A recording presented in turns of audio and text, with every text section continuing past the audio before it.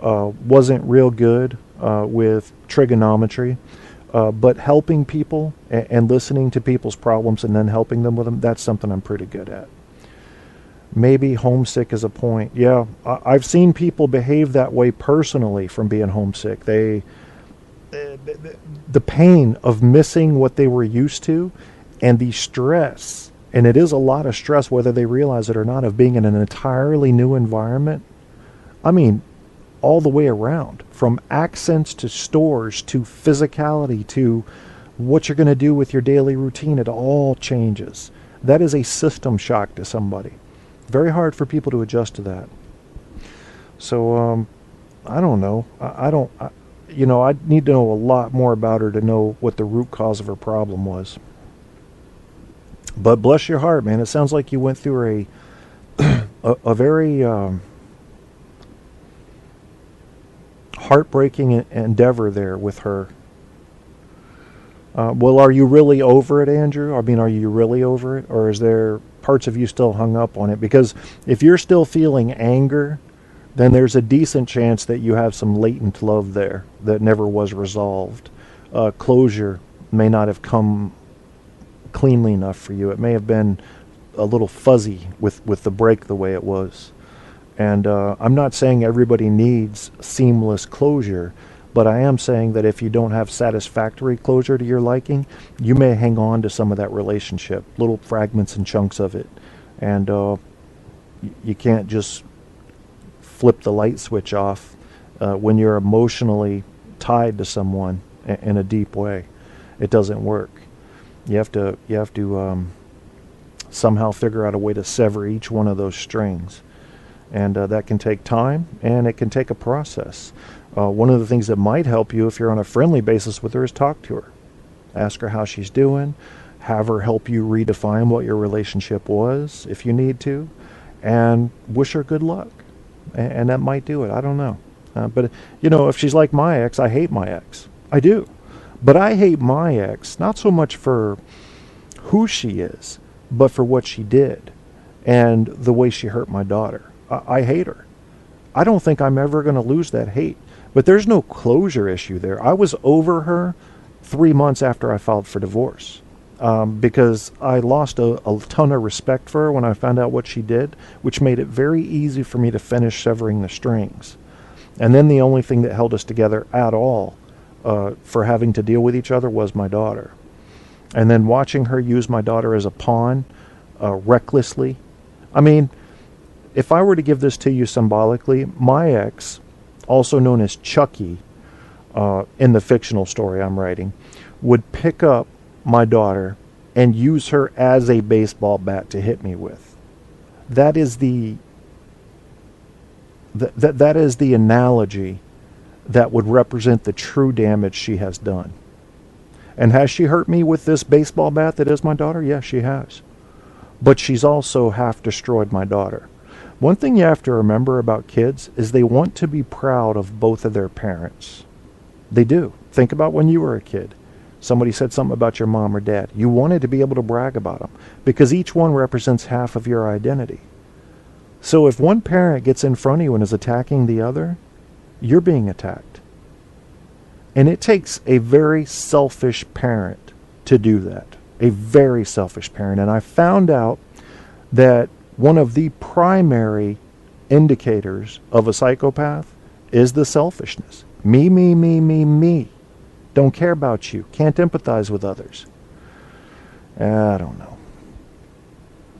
Nope, I'm totally over her. However, that's another story. Okay. Well, it happened for a reason. Don't hate, but I don't want anything to do with her. Okay. Apocalypse, do you feel like your love life has been ignited here in these past couple weeks with the way things have gone? Have you met up with the girl that we've been talking about? I'm keeping that somewhat secret, even though you announced it the last time you were on my show, because I don't want to, sometimes I swim into areas where I'm not welcome, and I don't want to step on anybody's toes, at least with people I know, with my friends. With these strangers, I'm going to fuck them up. Oh, I'm going to have a blast with this Q&A forum. Because some people think they have problems and they do not. They do not.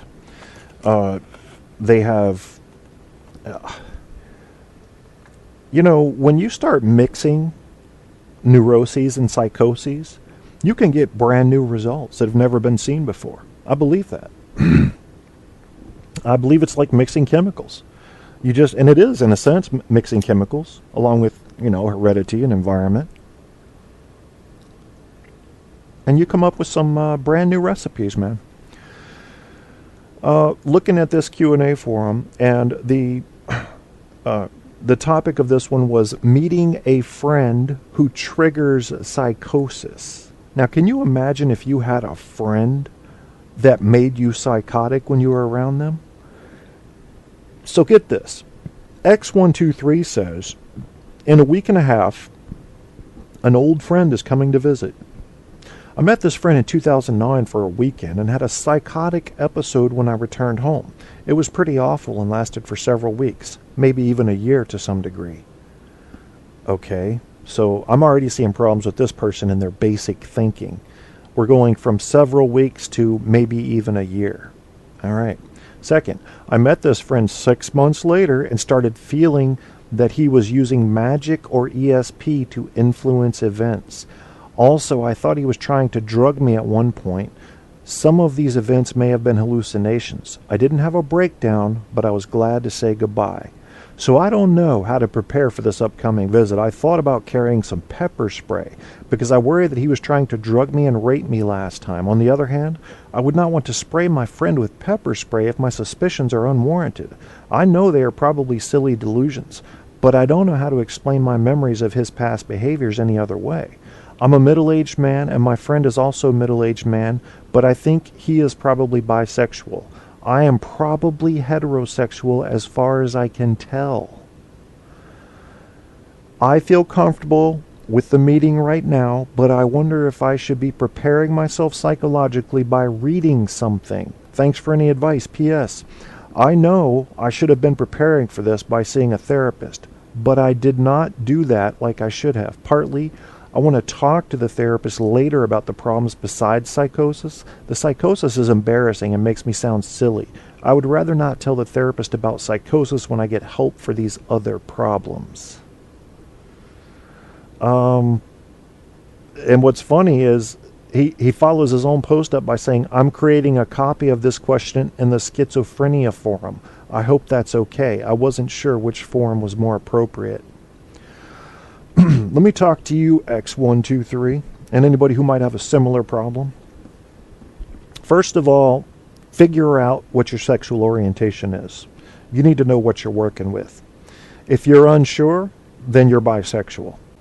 If you've had experiences with both and you don't hate either, then you're bisexual. If you have had experiences with both and you dislike one, you are that sex. So if you like men, you know what you are. If you like women, you know what you are.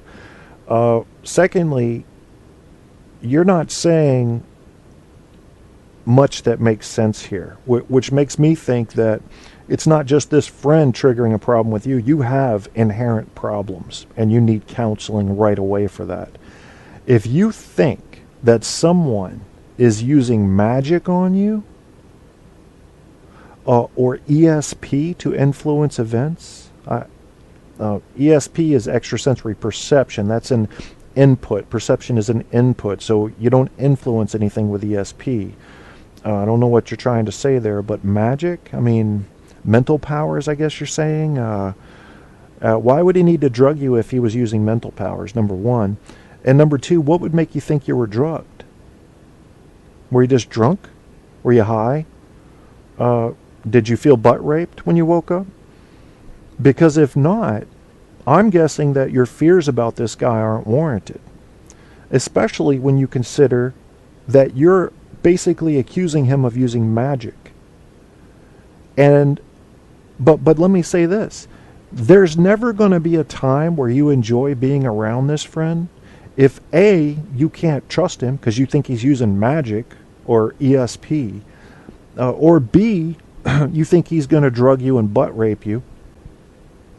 Don't hang out with him. Let that friendship go. If you have other friends that do not elicit a psychotic response, you need to hang out with them instead. Say goodbye to this one. There you go, X123. Man, interesting shit, huh? Pepper spray. Yeah, I'm going to go see my friend. I might need pepper spray for this one. Jesus Christ, X123. What's wrong? Jesus Christ is all I can say. Let's see. Looks like we might have somebody suicidal here. This should be fun. I don't know how to continue. One thing about suicidal people, folks, I'll tell you. Men are more successful at women in the committing of suicide. I mean, women generally go for the slitting the wrist and the pills, and that doesn't work as effectively as the gunshot, which men are more likely to use. Most of the people that successfully kill themselves will have no warning signs. Now, you'll look in the DSM-4, or I think they're up to 5 now, the Diagnostic Statistical Manual for Mental Disorders, and you'll see these things. Suicidal people are going to start giving things away, literally giving their belongings away. They're going to start saying things like nothing matters. They're going to stop caring about their personal hygiene. They're going to stop doing the activities that they used to enjoy doing. Not always the case, folks. When people want to kill themselves and they don't want anybody to know they're about to do it, they act very normal. And then you just find them dead. Okay? Yeah, so this is a suicide hotline thing. I'm resorting to online forum because our country's suicide hotline wasn't available at 4 p.m., 8 p.m., and 3 a.m. over 3 consecutive days. Wow.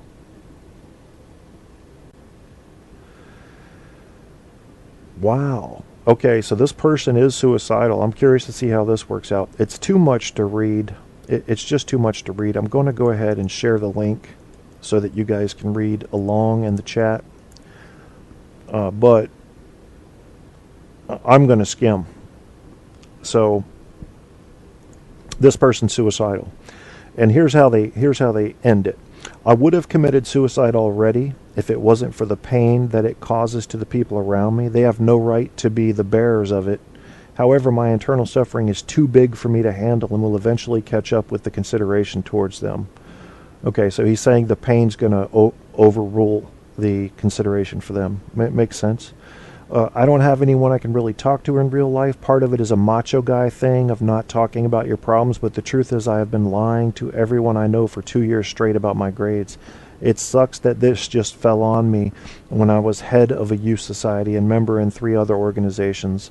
I just don't know what to do, how to continue. He spelled organizations with a S instead of a Z in the middle, so I'm thinking this is probably a European, probably a Brit.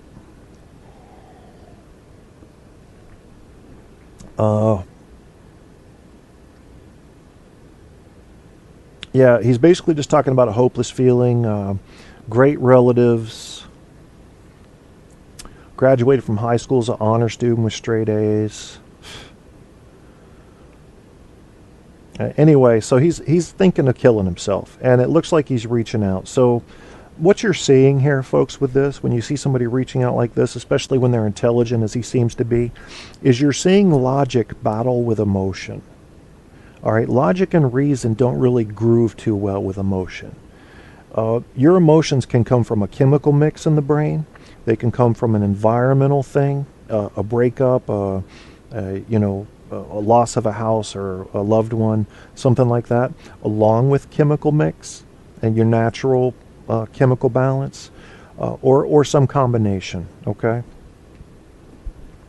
And depression is no joke. Depression is a killer. So here this person has learned so much that their logic and reason are pretty strong, and it's trying to fight back against the emotion that says, I have to die. How do you know who's going to win that struggle? You don't. You don't, unless they live a long, healthy life or die tomorrow. That's how you know. I knew a guy. I knew him pretty well as a kid. He committed suicide later.